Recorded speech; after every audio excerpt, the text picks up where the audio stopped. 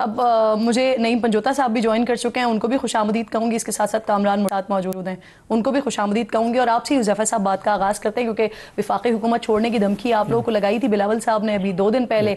फिर एक राब्ता हो गया वफाकी हुकूमत के दरमियान और सिंध हुकूमत के दरमियान, शर्जील इनाम मेमन साहब की और आना सनाउल्लाह साहब की बातचीत हुई और बाकायदा इस पर मुज़ाकरात के हवाले से भी बात हुई है। तो अब क्या होगा, क्या तय ये मामला हो गया है कि पीपल्स पार्टी के साथ नहरों के मामले को लेकर आप लोग आगे चलेंगे और इस पर बातचीत होगी और शायद पीछे भी हटा जा सकता है, या क्या? जी बहुत शुक्रिया किरण नाज साहिबा। देखें, हमने ये नहरों का मामला जब शुरू हुआ, ये पीडीएम के दौर से शुरू हुआ था। उस वक्त बिलावल साहब उस काबीना का हिस्सा थे, वज़ीर खारजा थे, और उसी वक्त SIFC मर्ज़ वजूद में आई थी और पता था SIFC का पर्पज़ क्या है। आपने मुल्क में एग्रीकल्चर को प्रमोट करना है और जो आपके सिंध और पंजाब के रेगिस्तानी इलाके हैं जहाँ हरियाली नहीं है, वहाँ हरियाली लेकर आनी है।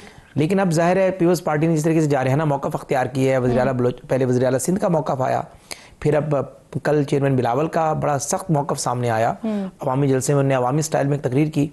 मैं समझता हूँ कि पीपल्स पार्टी हमारी एक इत्तेहादी है और अगर हम पीपल्स पार्टी के वोटों की वजह से हुकूमत में हैं तो पीपल्स पार्टी हमारे वोटों की वजह से आईनी ओहदे उनके पास हैं, बलूचिस्तान की हुकूमत उनके पास है, इसी तरीके से सदारत है, इसी तरीके से चेयरमैन सेनेट है, 2 गवर्नर्स हैं, तो हम दोनों एक दूसरे के लाजिमुल मलज़ूम हैं।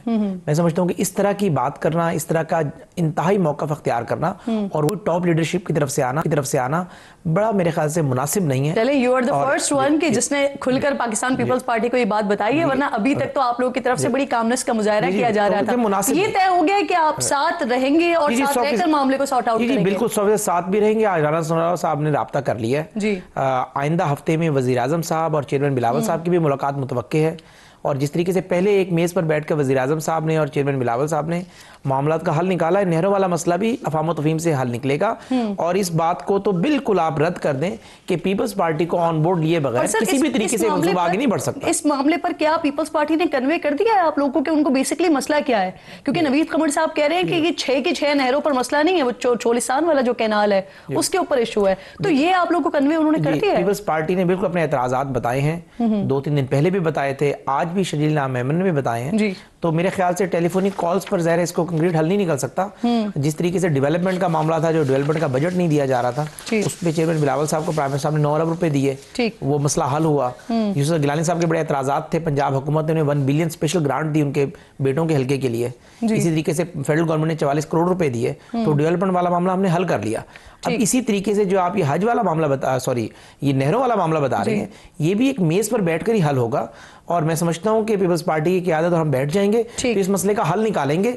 और ये नहीं हो सकता कि वो डेडलॉक पैदा हो, क्योंकि पीपल्स पार्टी और हमने तय किया था, ज़ाहिर है हम दोनों एक दूसरे के खिलाफ सियासत करते आए हैं। 90 की दिहाई में जारहाना मौक़िफ़ अख्तियार किया। आगे अगर ये मामला नहीं होता, मुतालबा नहीं मानते, तो फिर आगे बजट आ रहा है और बजट में वो आपका साथ नहीं देंगे। वैसे मुझे याद है मैं पीडीएम की हुकूमत में भी इस तरह की बातें सुन चुकी हूँ, लेकिन फिर बजट में आप लोगों का साथ दिया गया था। नईम साहब भी मुझे ज्वाइन कर चुके हैं। नईम साहब बहुत शुक्रिया, अस्सलाम वालेकुम। सर जरा सबसे पहले हम PTI वाले मामलात पर चले जाते हैं।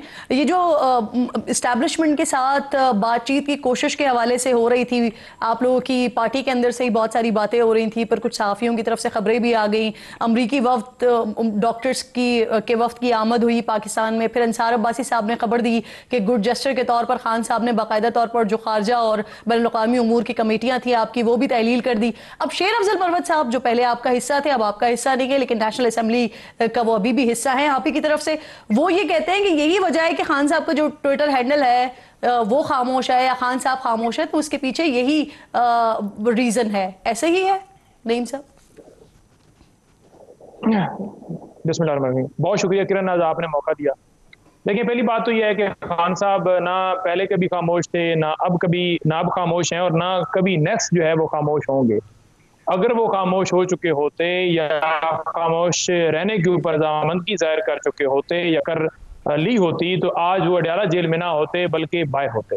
तो लिहाजा ये सिर्फ एक बातचीत है या एक प्रोपेगेंडा है जो कोई भी फैला सकता है या बात कर सकता है या इस तरह का तासर दे सकता है कि इमरान खान साहब रजामंद होकर जेल में बैठे हुए हैं और वहां पर तमाम तर मामला सेटल हो गए हैं, डील हो चुकी है, या कोई इस तरह का तासर। तो मैं जितनी मेरी मुलाकातें रही हैं, मैंने एक मुलाकात के अंदर इमरान खान साहब को किरण ने ये नहीं देखा कि उन्होंने कहा हो कि मैं अपनी ज़ात के लिए जो है वो डील लेना चाहता हूँ या मेरे लिए डील की बात की जाए। हमेशा जब भी उन्होंने बात की, मुल्क के हवाले से बात की, और सिर्फ मुल्क की जब बात हुई तो उस पर बातचीत करने के हवाले से उन्होंने डिस्कस किया और उसके लिए गो हेड भी दिया।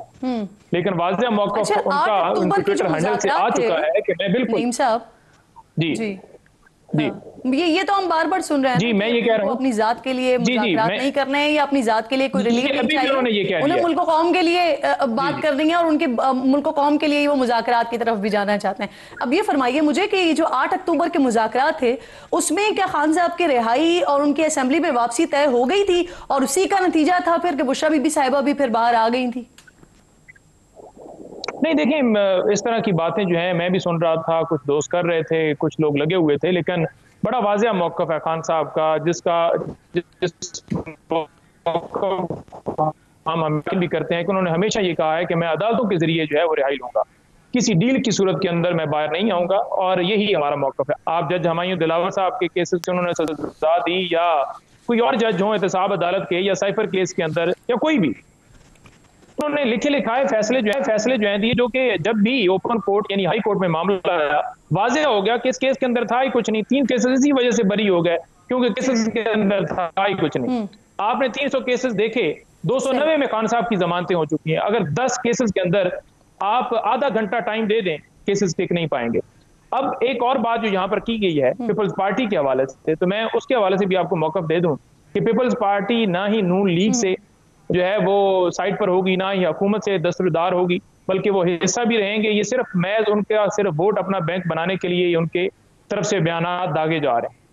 यही पीपल्स पार्टी जिसके प्रेसिडेंट अच्छा वैसे तो जनाब आप लोगों के लिए ये एक खुशाइन साइन नहीं होता। वैसे अगर पाकिस्तान पीपल्स पार्टी और पीएमएलएन के दरमियान कोई प्रॉब्लम होती है तो ये आप लोगों के लिए एक स्पेस बनने वाली बात होती। बहरहाल आप कह रहे हैं कि वो नहीं छोड़ेंगे। उज़ैफर साहब, ये जो पाकिस्तान तहरीक इंसाफ की बातचीत हो रही है, उनकी तरफ से ये कहा जा रहा है, कोई कह रहा है कि 99% बातचीत हो गई है, कुछ कह रहे हैं कि हो जाएगी, हो रही है, कुछ इस तरह की बातें भी हो रही हैं। शेर अफजल मरवत साहब भी ये दावा कर रहे हैं कि गालिबन बैकडोर जो मुज़ाकरात हो रहे हैं उसके जरिए 45 दिन के अंदर अंदर खान साहब की वापसी मुमकिन है, रिहाई मुमकिन है।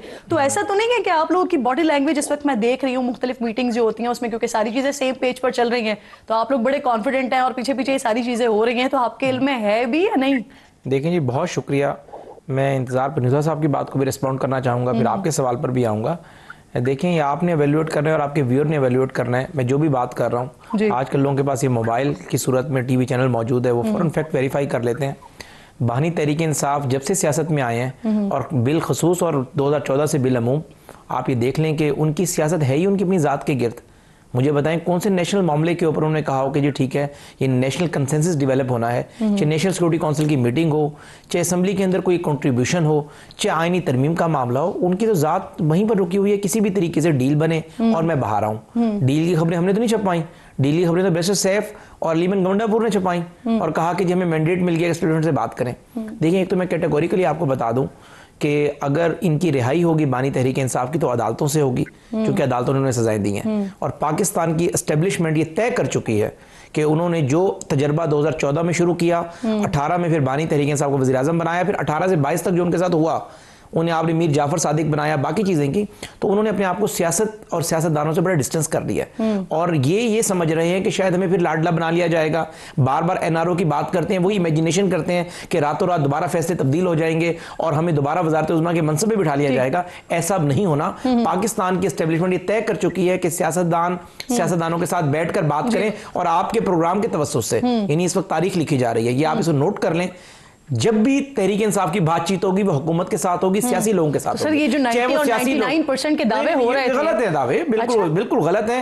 अब उनकी ख्वाहिश है नहीं किसी डील के बाद उनकी ख्वाहिश है अंडरस्टैंडिंग के बाद थी। देखिए पहले, हाँ, उस वक्त उन्होंने डील की थी, मैं आपको बता रहा हूं। उस वक्त उन्होंने भरपूर कोशिश की, अलीमिन गंडापुर रोल प्ले करते रहे कि बुशरा बीबी को रिहा कर दें और हम सारे लोग जो है जिस तरीके से पहले कोशिश कर रहे हैं कि बानी बाहर ना आए, नहीं वो बाहर आए। फिर उन्होंने आकर क्या किया, जिस तरीके से जो सबूताज किया उस डील को, नहीं, इन्होंने क्या किया, उन्होंने रियासत के साथ जो कुछ इस्लामाबाद में आकर किया और तहरीक इंसाफ की अपनी टॉप लीडरशिप हैरान थी इस बात पर कि सियासतदान का काम क्या होता है कि आप बारगेन करते हैं, कुछ ना कुछ गेन करते हैं। सियासतदान मरो और मारने पे यकीन नहीं रखता, सियासतदान में बड़ी लचक होती है, लेकिन गैर सियासी खातून ने पूरी पार्टी को हॉस्टाइल बना लिया था। उसके बाद फिर हुकूमत ने भी तय किया, हम हुकूमत के पास क्या चारा होता है, हुकूमत के पास केसेस होते हैं, उन केसेस में प्रोसिक्यूशन हुकूमत के हाथ में होती है। हमने फिर अपनी प्रोसिक्यूशन तगड़ी की और फिर उन्हें सजाएं दिलवाई।